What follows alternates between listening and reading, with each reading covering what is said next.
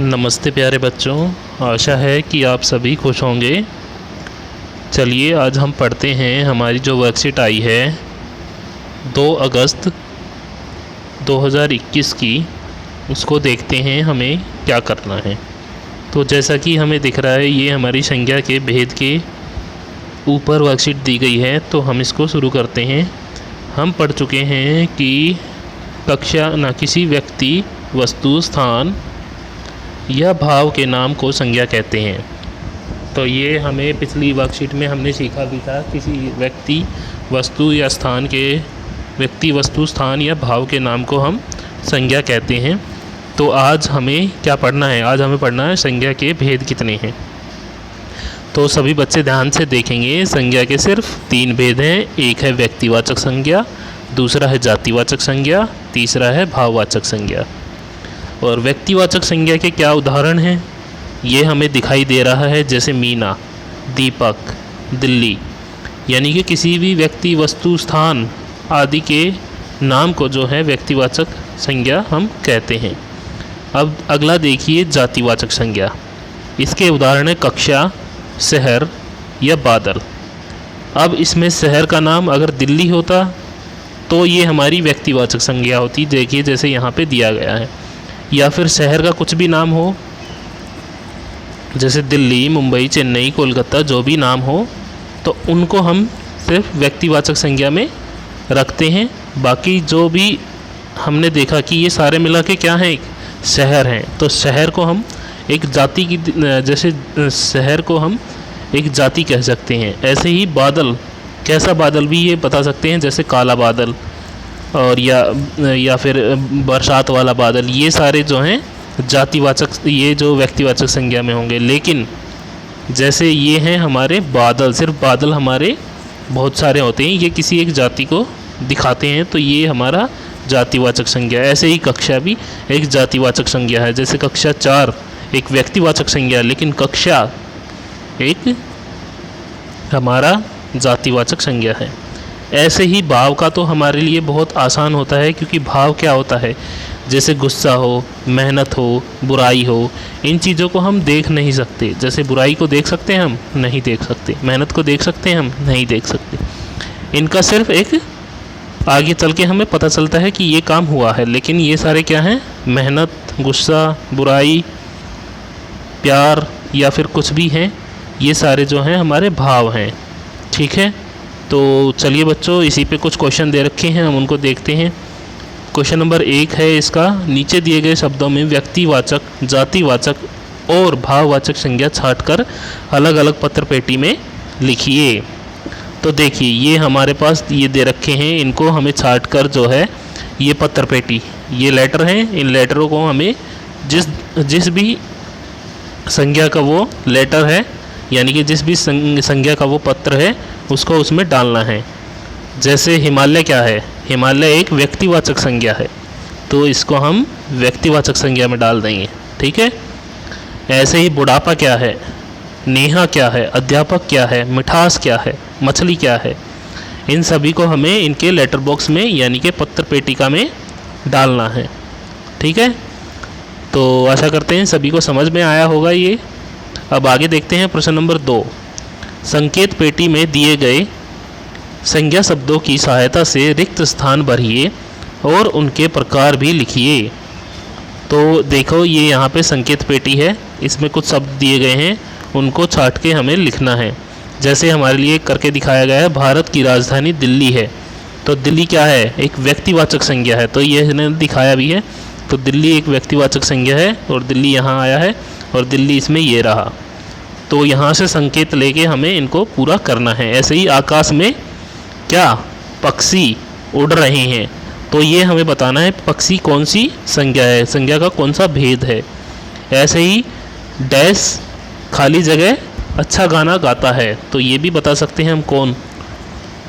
प्रिया की खाली जगह बहुत अच्छी है, तो क्या अच्छी है, तो ये भी हम बता सकते हैं। ठीक है, तो ये हमारी वर्कशीट में इतना ही था।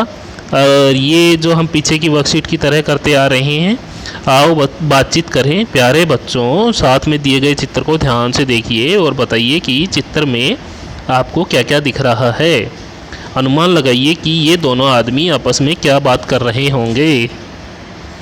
आप इनकी बातचीत को ज़ोर ज़ोर से बोलिए और अपनी कॉपी में लिखिए। तो ये हमें अपनी कॉपी में भी लिख सकते हैं, ठीक है। और ये क्या बातचीत कर रहे होंगे वो बताना है हमें। तो ये बहुत ही आसान एक जो है कार्य है, इसको हम कर सकते हैं। अब हमारी ऐसे इसी में अगली वर्कशीट जो दे रखी है, ये हमारी ईवीएस की वर्कशीट है। चलिए हम शुरू करते हैं हमारी ईवीएस की वर्कशीट को। तो इसमें क्या है, कक्षा का दृश्य, टीचर कक्षा में उपस्थिति लेते हुए। अच्छा, ये हम जैसे हम अपनी कक्षा में अटेंडेंस यानी कि उपस्थिति लेते थे तो कैसे करते थे, टीचर जो है बोलते थे कि रोल नंबर 1 2 3 4 5 6 ऐसे ही पूरा करते हुए हम पूरे रोल नंबर कर देते थे। आज सिर्फ राहुल है जो स्कूल नहीं आया। तो सभी बच्चे कहते हैं जी हाँ टीचर। तो सभी बच्चे ने कहा हाँ जी सर, राहुल जो है स्कूल नहीं आया। तो टीचर ने कहा बच्चों, क्या आपको पता है कि कल राहुल के साथ क्या हुआ था? तो ये पूछते हैं टीचर। तो बच्चे कहते हैं जी हाँ, कल जब आप छुट्टी पर थे तब राहुल को लंच के समय खेलते हुए चोट लग गई थी। तो टीचर कहते हैं तो फिर आप सभी ने क्या किया? तो बच्चे कहते हैं हमने तभी योगा वाले अध्यापक को बुलाया। उन्होंने राहुल की चोट को देखा और वह एक डिब्बा लेकर आए जिसमें रुई, दवाई, पट्टी और भी न जाने क्या क्या सामान था। टीचर कहते हैं बच्चों, वह कोई आम डिब्बा नहीं है, उसे प्राथमिक उपचार बॉक्स कहते हैं। यानी कि प्राथमिक उपचार बॉक्स को हम फर्स्ट एड बॉक्स कहते हैं, ठीक है। तो ये हमने देखा भी है और हमारे पास भी ये उपलब्ध है, ठीक है।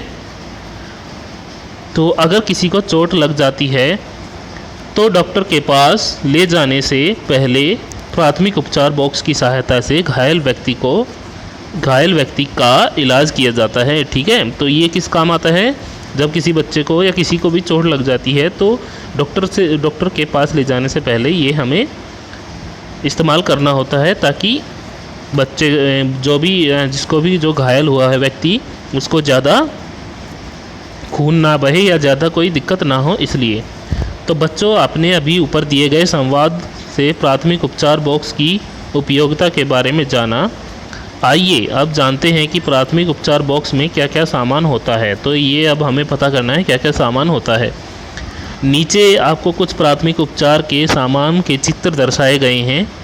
संकेत बॉक्स की सहायता से इन्हें पहचान कर इनका नाम अपनी कॉपी में लिखिए। अच्छा, तो ये देखिए, ये हमारा संकेत बॉक्स है, ये वाला बॉक्स, ठीक है। ये हमारा संकेत बॉक्स है। इसकी सहायता से हमें क्या करना है, जो ये चित्र दे रखे हैं इनका नाम लिखना है, ठीक है।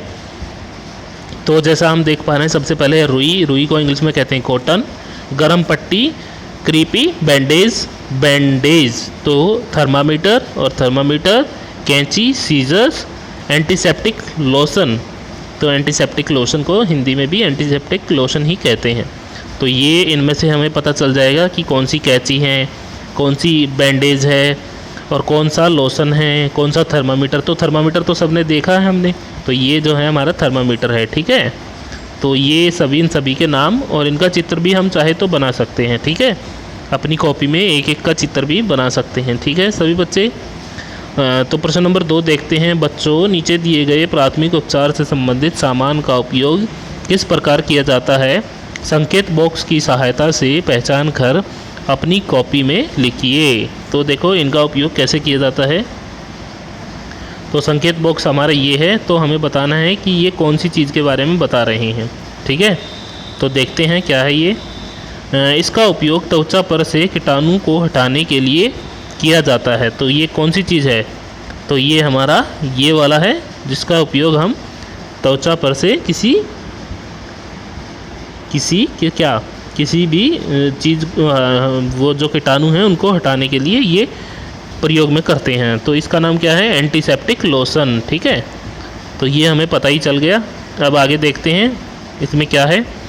इसका उपयोग रुई को चोट पर चिपकाने के लिए किया जाता है। तो ये भी पता चल जाएगा हमें, ठीक है, इसका ये कौन सी चीज़ है। इसका उपयोग खरोंच मामूली घाव पर लगाने के लिए होता है। तो ये तो हमें बहुत आसानी से पता ही है।